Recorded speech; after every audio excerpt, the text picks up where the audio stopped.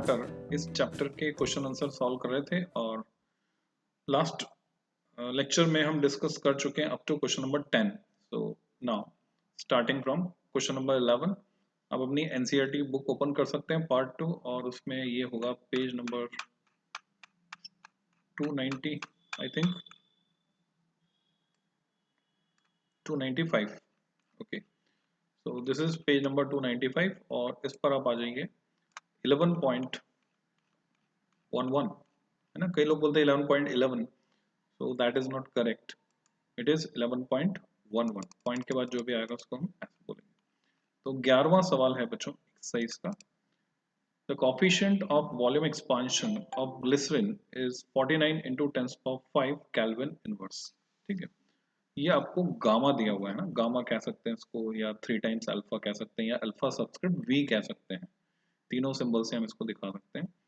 What is the fractional change in its density for a 30 degree centigrade rise in temperature? वो हमें पता करना कि फ्रैक्शनल चेंज डेंसिटी में कितना होगा। So that's it. तो आप वीडियो पॉज करके जो है अपना इसका सॉल्यूशन ट्राई कर सकते हैं बच्चों। एनसीईआरटी में जो आंसर दिया है फ्रैक्शनल चेंज इन डेंसिटी है ना, डेंसिटी में चेंज पूछा है, वॉल्यूम में चेंज से हम डेंसिटी का चेंज प्रेडिक्ट कर सकते हैं एंड इट इज 0.0147 और राउंड ऑफ करें तो 1.5 to 10⁻²। This is fractional change in density और इसमें कोई यूनिट नहीं होगी बच्चों क्योंकि ये फ्रैक्शनल चेंज है, ऊपर भी डेंसिटी नीचे भी डेंसिटी है। अनदर वर्जन डिटेल सॉल्यूशन में अगर हम जाएं तो गामा दिया हमें 49 10⁻5 पर degree centigrade, delta T 30 degree centigrade है और delta raw by raw direct formula हम लगा सकते हैं gamma times delta t. So simply gamma को डेल्टा टी से मल्टीप्लाई करने पर हमें रिजल्ट मिल रहा है। और अगर इसको हम सिस्टमैटिक लिखकर देखें तो गिवन डेटा को लिखेंगे पहले। Here is the given data, rise in temperature, fractional change in volume delta v by v. अब यहाँ से फॉर्मूला निकाल सकते हैं, this change is related with the change in temperature alpha 1 times delta t. So volume में change अगर आपको पता है फ्रैक्शनल चेंज, तो डेंसिटी में फ्रैक्शनल चेंज को कैसे लिंक किया जाएगा वो यहाँ डिराइव कर रखा हमने। तो Vt2 माइनस Vt1 ये है वॉल्यूम में चेंज इक्वल टू ये V जो है ये मल्टीप्लाई हो गया इधर आकर, डेल्टा V की जगह हमने Vt2 माइनस Vt1 लिखा है और सबकी वैल्यू डाल दी क्योंकि वॉल्यूम होता है मास अपॉन डेंसिटी। तो m upon rho T2 minus m upon rho T2, यह मिसप्रिंट है, ये रहेगा T1 equal to m upon rho T1 alpha V delta T। Initialize कर दिया सब कुछ, यानी बता दिया कौन क्या है यहाँ पर। So final density raw T2 जो है अगर उसे माने तो डिफरेंस जो आया raw T1 minus raw T2 upon rho T2, तो ये वैल्यूज अगर हम ऊपर से रखते हैं तो ये फ्रैक्शनल चेंज इन डेंसिटी हम यहाँ से कैलकुलेट कर सकते हैं। Fractional change in density of glycerine is this, again आ तो वही रहा है, ये इसके बराबर alpha V into delta T. Density में फ्रैक्शनल चेंज ले लो चाहे वॉल्यूम में फ्रैक्शनल चेंज ले लो, बोथ आर सेम। ठीक है, ये अल्फा 1 गलत है, यहाँ पे अल्फा वी है, तो बोथ आर सेम। तो यहाँ से कंसेप्ट डेवलप हो जाता है कि डेंसिटी में फ्रैक्शनल चेंज उतना ही होगा जितना वॉल्यूम में फ्रैक्शनल चेंज होगा। बस अंतर ये है कि वॉल्यूम अगर बढ़ रहा है तो डेंसिटी घट रही है ना। यहाँ देख रहे हैं आप 1 माइनस 2 है और यहाँ अगर देख रहे हैं आप तो ये 2 माइनस 1 है। This is a basic difference. Okay, let's see the next question, question number 12। ये है 10 kilowatt drilling machine is used to drill a bore. देखिए पावर जो दिख रही है 10 किलोवाट, आपको पता हो तो 1 किलोवाट मतलब 1000 वाट, 1000 वाट का हीटर, यानी ये जो ड्रिलिंग मशीन है बहुत ही पावरफुल है बच्चों। किसी फैक्ट्री या किसी इंडस्ट्रियल पर्पस के लिए काम आ रही है, इंडस्ट्री में लगी हुई ड्रिल मशीन है, ये आप अंदाजा लगा सकते हैं। So 10 kilowatt drilling machine is used to drill a bore, छेद किया उससे हमने, in small aluminium block of mass 8 kg, 8 kilo का वो एल्यूमिनियम का ब्लॉक है। ऐसा हमें करना पड़ सकता है, इंडस्ट्री में कई डिफरेंट एप्लीकेशंस होती हैं। How much is the rise in temperature of the block in 2.5 minutes. Drill करने से जो फ्रिक्शन हुआ, वर्क हुआ उसके ऊपर एल्यूमिनियम ब्लॉक पर, वो हीट में कन्वर्ट होगा। 2.5 मिनट में कितनी हीट डेवलप होगी, उससे वो गर्म हो जाएगा, उससे उसका टेम्परेचर बढ़ेगा। सो सीक्वेंस में आप सोच सकते हैं इसके बारे में। Assuming 50% of power is used up in heating the machine itself or lost to the surroundings. ठीक है, तो 50% जो पावर है 10 किलोवाट की यानी 5 किलोवाट वो काम आ रही है गर्म करने में या loss to the surrounding. Aluminium की स्पेसिफिक हीट भी दी हुई है 0.91 जूल पर ग्राम पर केल्विन सीजीएस में, और ऐसा ही दोनों मिक्स है जूल पर ग्राम पर kelvin. Okay, you can try yourself, दिमाग लगा लीजिए अपना वीडियो को पॉज करके, और उसके बाद मैं डिस्कस करने जा रहा हूँ सॉल्यूशन। क्वेश्चन नंबर 12 में टेम्परेचर में राइज दिया हुआ 103 डिग्री सेंटीग्रेड, तो जस्ट फील इट, 103 डिग्री बुखार जब होता है यू कैन फील इट कि वो इतना गर्म होगा, मतलब बहुत ज़्यादा गर्म है या नहीं है। तो फिर मैं यहाँ पर कंसेप्ट क्लियर करता हूँ बच्चों। हम जो 103 डिग्री की बात करते हैं वो फ़ारेनहाइट में होता है, ये डिग्री सेंटीग्रेड में है, तो वो 37 डिग्री सेंटीग्रेड होता है, और 103 डिग्री सेंटीग्रेड मतलब जल जाएंगे बच्चों, इट्स वेरी हॉट, क्योंकि 100 डिग्री सेंटीग्रेड पर तो स्टीम बन जाएगी, तो स्टीम से ज़्यादा गर्म है। ओके, सो डिटेल सॉल्यूशन की बात करते हैं। क्वेश्चन नंबर 13 में डिटेल सॉल्यूशन, यहाँ पर पुरानी एनसीईआरटी में क्वेश्चन चेंज था बच्चों, क्वेश्चन डिफरेंट था, ठीक है। ये है हमारा question, 10 kilowatt drilling machine, power 10 kilowatt, 10 into 10⁻³ watt, mass of the block 8 kilo, 8 into 10⁻³ gram, gram में बदल लिया क्योंकि आपने देखा था यूनिट में आगे ग्राम आ रहा था। Time for which the machine is use 2.5 minute, उसको हमने सेकंड में बदला 150 सेकंड। स्पेसिफिक हीट एल्यूमिनियम की हमको पता है 0.91 जूल पर ग्राम पर kelvin. Rise in temperature of the block after drilling, वो डेल्टा टी अगर मैं मान रहा हूँ, तो टोटल एनर्जी जो है वो हो गई पावर इंटू टाइम, तो इतनी एनर्जी। अब इसकी सिर्फ 50% पावर यूजफुल है, जो ड्रिलिंग में काम आ रही है, मशीन के काम आ रही है, बाकी वेस्ट हो रही है। तो यूजफुल एनर्जी 50% इसकी हमने निकाल ली, और delta q m c delta t के बराबर होता है। यहाँ से हम डेल्टा टी को डेल्टा क्यू बाय एम से लिखकर, डेल्टा क्यू में ये आधी एनर्जी रख रहे हैं, और मास और स्पेसिफिक हीट की वैल्यू। यूनिट्स अगर आप यहाँ पे साथ में लिखेंगे तो आपको क्लियरिटी आ जाएगी कैसे यूनिट कट गई, और बाकी बचा हमारे पास सिर्फ डिग्री सेंटीग्रेड। तो 100 डिग्री 103 डिग्री सेंटीग्रेड, तो 2.5 मिनट में ड्रिल करने से टेम्परेचर जो राइज होगा ब्लॉक का वो होगा 103 degree centigrade, which is quite large, steam से भी ज्यादा।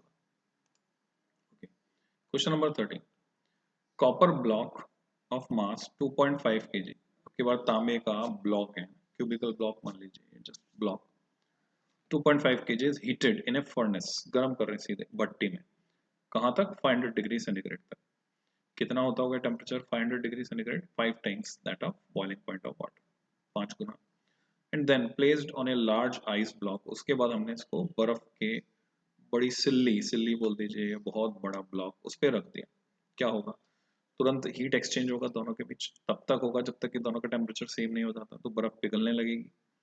पर लार्ज आइस ब्लॉक है, कितना लार्ज है वो नहीं दिया। What is the maximum amount of ice that can melt, means पहले तो हमें उस आइस का टेम्परेचर कहाँ तक लाना पड़ेगा, 0 डिग्री तक, अगर वो 0 डिग्री पर नहीं है तो, ठीक है, यहाँ दिया हुआ नहीं है। और अगर वो 0 डिग्री पर है, क्योंकि यहाँ टेम्परेचर नहीं दिया आइस का क्या है, माइनस में कुछ नहीं है, तो हम ये मान के चलेंगे वो 0 डिग्री पर है। 0 डिग्री पर है तो हम सीधे उसको लेटेंट हीट देंगे, लेटेंट हीट ऑफ फ्यूजन। तो लेटेंट हीट ऑफ फ्यूजन वो लगेगी, वो दिया हुआ है हमें, latent heat of fusion of water joule per gram में जब दिया हुआ है, भले ही लेटेंट वर्ड यूज ना किया हो, आप यूनिट से पहचान सकते हैं लेटेंट हीट है 335 जूल पर ग्राम। और स्पेसिफिक हीट ऑफ कॉपर, जो कॉपर के पास है वो उसको देगा। तो थर्मोमेट्री का कैलोरीमेट्री का प्रिंसिपल हम ये लगा सकते हैं, heat loss by copper block is equal to heat gain by ice, और उसी के हिसाब से मेल्टिंग होगी। अब क्योंकि लार्ज दिया हुआ यानी उतनी बर्फ है कि पूरी बर्फ को वो पिघला नहीं सकता है, फाइनली वो बर्फ के टेम्परेचर पर आ जाएगा।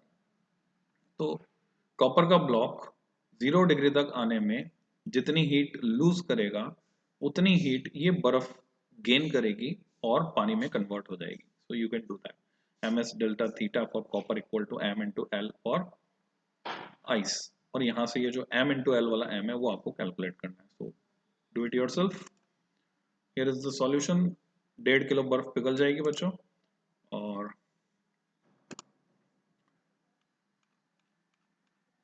सीक्वेंस, प्रॉपर सीक्वेंस में इसको अगर लिखना है आपको तो आप ऐसे लिख सकते हैं. This is heat provided by copper block, ये लॉस्ट बाय कॉपर ब्लॉक, माना कि m1 ग्राम जो है आइस का मेल्ट होता है. सो यहाँ से हम निकाल सकते हैं डायरेक्टली दोनों को इक्वेट करके. तो 1.45 kg अप्रॉक्सीमेटली जो आंसर दिया है यहाँ पे 1.5 kg, 1.5 किलो दिया है, राउंड ऑफ कर दिया. So next question, question number 14. In an experiment on the specific heat of a metal, a 0.20 kilogram block of metal at 150 degree centigrade is dropped in a copper calorimeter. इसमें हमने डाला. और water equivalent, अच्छा copper calorimeter भी जो है heat लेता है, तो उसका वाटर इक्वलेंट जो है स्पेसिफिक हीट की जगह हम यूज करते हैं 0.025 kg containing 150 centimeter cube of water at 27 degree centigrade. Final temperature is 40 degree. Compute the specific heat of the metal. If heat losses to the surroundings are not negligible, heat losses to the surrounding not negligible, is your answer greater or smaller than the actual value for specific heat of the metal?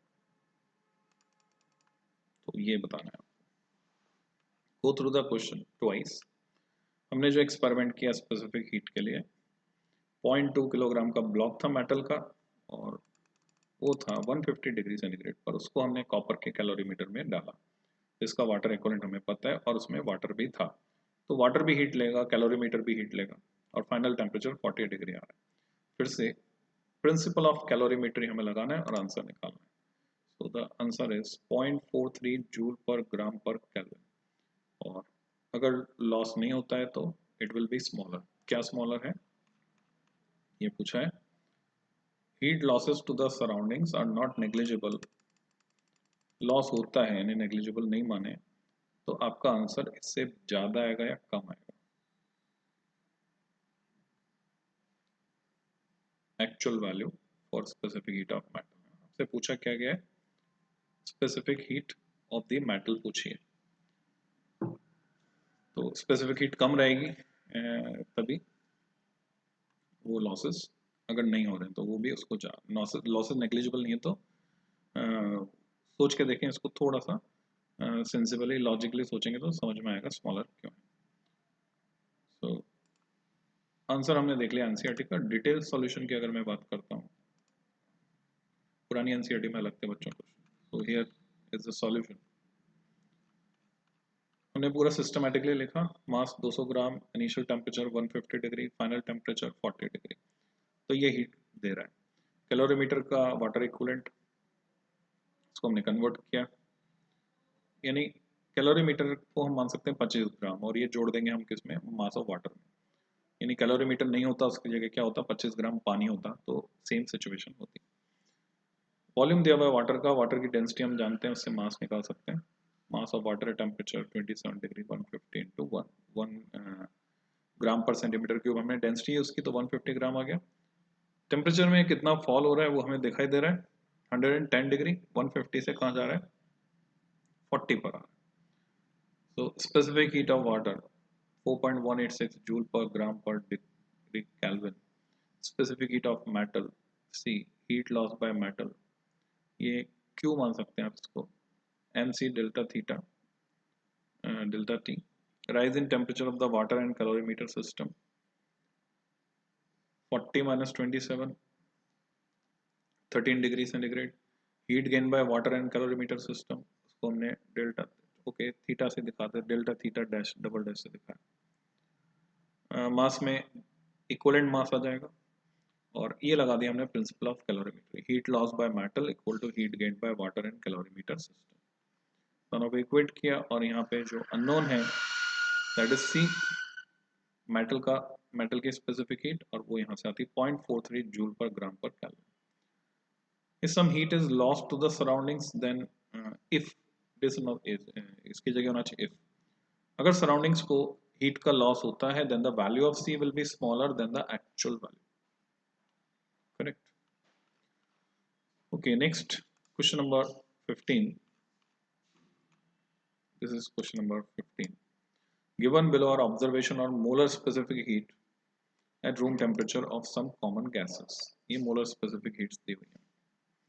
The measured molar specific heats of these gases are markedly different from those for monoatomic gases. जब हम इसको नापते हैं तो monoatomic gases के लिए different आते हैं. Typically molar specific heat of A monoatomic gases 2.92 calorie पर मोल पर केल्विन इतनी आती है. एक्सप्लेन दिस डिफरेंस, ऐसा क्यों है?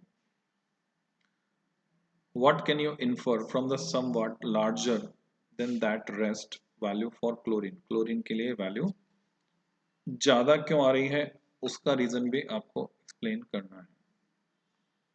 Okay, this is question number 15. Answer में यहां पर हमारे पास है गैसेस आर डायटोमिक, ये एनसीईआरटी का सॉल्यूशन है बच्चों, and have other degrees of freedom. ठीक है, जो डायटोमिक गैसेस होती हैं, जैसे आप यहाँ देख रहे हैं, यहाँ पर ये सारी गैसेस क्या, हाइड्रोजन डायटोमिक है, नाइट्रोजन डायटोमिक है. So gases are diatomic and have other degrees of freedom, that is have other modes of motion. Rotational degree भी एसोसिएट हो जाती है possible besides the translational degree of freedom. ये KTG में हम पढ़ेंगे. To raise the temperature of the gas by certain amount, heat is to be supplied to increase the average energy of all the modes. Consequently, molar specific heat of diatomic gases is more than that of monoatomic gases. यही कारण है. Degree of freedom monoatomic में कम होती है, 3 ही होती है, इसमें 5 होती है. It can be shown that if only rotational modes of motion are considered, the molar specific heat of diatomic gas is nearly 5/2 r, which agrees with the observations for all the gases listed in the table except chlorine. Chlorine जो है वो diatomic नहीं है. The higher value of molar specific heat of chlorine indicates that beside rotational modes, vibrational modes are also present in chlorine at room temperature. ठीक है, extra जो है vibrational mode भी आ जाएंगे डिग्री ऑफ फ्रीडम के chlorine में. Cl2. Okay, chlorine also diatomic, उसकी higher value होने का कारण है उसमें वाइब्रेशनल मोड भी आ रहे हैं. ओके, यहां पर vibrational motion also occur. This is the reason chlorine somewhat larger value. same explanation here, another version of explanation. ये सब डायटोमिक है, ट्रांसलेशनल डिग्री के साथ रोटेशनल डिग्री भी है, दैट्स व्हाई सेम एक्सप्लेनेशन. तो बच्चों इस लेक्चर में इतना ही. फिर मिलते हैं, रिमेनिंग क्वेश्चंस सॉल्व करेंगे. Till then, happy learning.